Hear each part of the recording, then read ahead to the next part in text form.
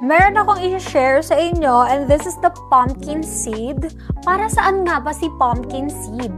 Pumpkin seeds are for boosting your overall health. This is rich in protein, healthy fats, magnesium, zinc, and antioxidants. Kailangan yan ng mga katawan natin at lahat ng yon nandito kay pumpkin seeds. So pag umiinom tayo nitong pumpkin seeds, lahat ng mga kulang mo sa katawan, makukumpleto mo.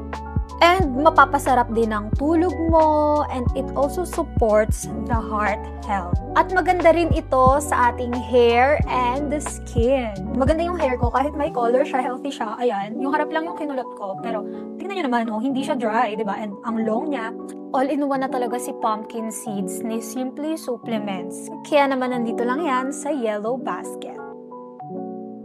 Supplements? Simple lang!